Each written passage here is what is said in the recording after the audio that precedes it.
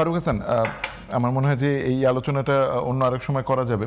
আমি আরেকটা বিষয় একটু নজর আনতে চাই। আপনি বলছিলেন যে নতুন জায়গায় যে রাজনীতির যাত্রা শুরু হওয়ার প্রত্যাশা ছিল, আজকের সংসদের কথা যদি বলি, আজকে মোটামুটি সংসদ অধিবেশনের শুরুতেই ৭১-এ জামাতের ভূমিকা নিয়ে সংসদ সদস্য ফজলুর রহমানের একটা আলোচনায় এই জায়গাটা উত্তাপ ছড়িয়েছে। এখন প্রশ্ন হচ্ছে যে শাহ আলম সাহেব বললেন যে ৭১ ছাড়া তো কোনো কিছু সম্ভব নেই। এটি আসলে বাংলাদেশের যারা মানে একেবারে বাংলাদেশকে বিশ্বাস করে তারা এটা মেনে অবশ্যই নেবেন এক কথায় যে ৭১ হচ্ছে আমাদের ভিত্তিমূল। কিন্তু আমরা আসলে একসঙ্গে যখন পথ চলি তখন এক ধরনের মনোভাব থাকে, এবং এই যে সংসদের আলোচনা আজকে হলো ৭১-এ জামাতের ভূমিকা কিংবা অন্য সব কিছু নিয়ে, আপনার কি মনে হয় না যে এটি আবার সেই মানে একটা পুরনো কাঠামোর বিতর্কের মধ্যে আমরা বারবার ঘুরপাক খাচ্ছি? না, এটা অবশ্যই ভাই যেটা বললেন কিছুক্ষণ আগেই যে ৭১-কে বোধহয় আমরা বাদ দিয়ে কোনো কিছু চিন্তা করছি বা এরকম একটা মানে উনি আলোচনা এখানে তোলার একটা অবতারণা করেছেন।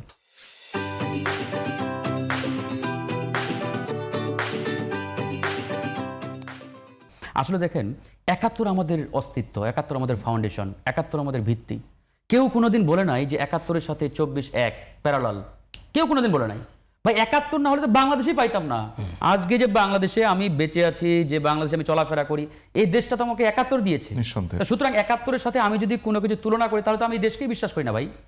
সুতরাং আজকে যারা এরকম একটা নেগেটিভ দাঁড় করানোর চেষ্টা করছেন যে ২৪-এর আন্দোলনকে যারা ধারণ করে এরা ৭১ বিরোধী, এটা স্রেফ তাদের একটা ভাওতাবাজি। ভাই আমরা যারা ২৪-এর গণঅভ্যুত্থান করেছি, আন্দোলন সংগ্রাম করেছি, আমরা ওই ৭১-কে ধারণ করি, ৭১-কে হৃদয়ে ধারণ করি এই আন্দোলনে আমরা নেমেছি। কারণ আমরা এই দেশটাকে ভালোবাসি, এই দেশটাকে ফিল করি। এই দেশটা যখন লুটপাট হচ্ছে, এই দেশটাকে যখন লুটপাট করে খাচ্ছে ওই ফ্যাসিবাদের দোসররা, তখন আমাদের এই সহ্য হয় নাই, তখনই কিন্তু আমরা মাঠে নেমেছি। তো সুতরাং ৭১ আমাদের অস্তিত্ব। সুতরাং ৭১ আর ২৪-কে মুখোমুখি দাঁড় করানোর চেষ্টা করিয়েন না। ৭১ আর ২৪ হচ্ছে একে অপরের পরিপূরক।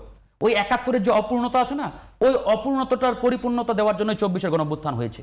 আজকে যদি আমি এই কথাটা বলি যে ৭১-এ যে মহান স্পিরিট নিয়ে, চেতনা নিয়ে ৩০ লক্ষ মানুষ জীবন দিলেন, শহীদ হলেন, ওই চেতনা যদি বাস্তবায়ন হইতো, এই ২৪ বলেন আর ৯০ বলেন, এই গণঅভ্যুত্থানগুলো হওয়ার কোনো প্রয়োজন ছিল না। কেন হয়েছে? বিকজ অফ ৭১-এর পরে যারা রাষ্ট্রীয় ক্ষমতায় বসলেন, এরা বেমালুম মুক্তিযুদ্ধের চেতনাকে ভুলে গেলেন। এরা শুরু করলেন লুটপাট, এরা শুরু করলেন দখলবাজি, এরা শুরু করেন ভোট চুরি। এভাবেই কিন্তু দেশটাকে আবার একটা অরাজকতার দিকে নিয়ে গেলেন। আবার জনগণ ক্ষিপ্ত হলো। ৯০ সালে গণঅভ্যুত্থান হলো। এই ৯০-এর ৩ জোটের একটা রূপরেখা ছিল না? বিএনপি বলেন, জামাত বলেন, আওয়ামী লীগ বলেন, সবাই তো কাঁধে কাঁধ মিলিয়ে ওই সময় আন্দোলন করছে। এই যে বিএনপি, জামাত, আওয়ামী লীগ কাঁধে কাঁধ মিলিয়ে আন্দোলন করছে না? সবাই তো ভাই ভাই ছিল।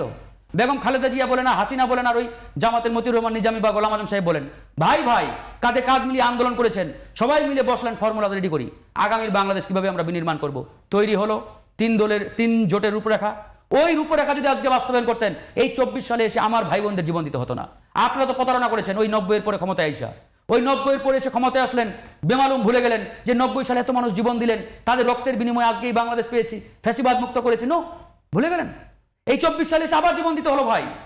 আবার এই ২৪-এর পরে এখন আমরা এই আলোচনাগুলো কেন করছি? ওই কারণেই যে ২৪-এর পরে যদি গণভোট বাস্তবায়ন করেন, জুলাই সনদ বাস্তবায়ন করেন, আগামীতে আমার কোনো বোন ভাই, আমাদের সন্তানদের আর জীবন দিতে হবে না, রক্ত ঝরাতে হবে না।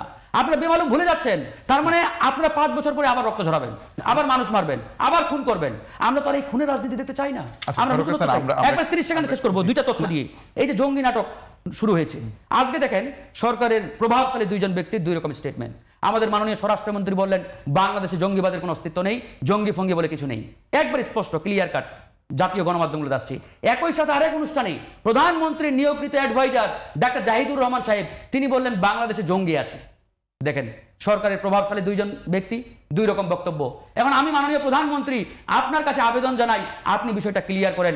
আমরা কি স্বরাষ্ট্রমন্ত্রীর বক্তব্যে আস্থা রাখবো, নাকি আপনার নিয়োগকৃত অ্যাডভাইজার ডাক্তার জাহিদ সাহেবের বক্তব্যে আস্থা রাখবো? ক্লিয়ার করতে হবে। আরেক দিয়ে শেষ করবো, ৩১ সেকেন্ড। ফ্যামিলি কার্ড নিয়ে ভাই বলেছেন, ফ্যামিলি কার্ড যখন সরকার প্রথম নিয়ে আসে জনগণের সামনে, আমরা অ্যাপ্রিসিয়েট করেছি। আমরা বলেছি এই ফ্যামিলি কার্ডকে যদি বাস্তবায়ন করতে পারেন জনগণ বাহবা দিবে, কারণ এটা নতুনত্ব, নতুন সিস্টেম, জনগণ চায়। কিন্তু আজকে এই ফ্যামিলি কার্ড থেকে এত এত কার্ডের জন্ম দিয়েছেন, আগামীকালকে হয়তো জনগণকে এই কার্ড বহন করার জন্য ব্যাগ নিয়ে ঘুরতে হবে। আজকে দেখেন কালকে মাননীয় প্রধানমন্ত্রী বললেন এলপিজি গ্যাসেরও কার্ড নাকি আপনারা দেবেন। ভাই এত কার্ড তো প্রয়োজন ছিল না। একটা কার্ডের মধ্যে হলিস্টিক সিস্টেমে সকল সুবিধা নিয়ে আসেন, জনগণ উপকৃত হতো। এই কার্ড দিতে গিয়ে আজকে নানা রকম অঘটন ঘটছে। অনেক সমস্যা হচ্ছে, মিডিয়াতে আসছে, আমরা বানিয়ে বলছি না। আমি খালি একটা কার্ডের কথা বলি, ফার্মার্স কার্ড।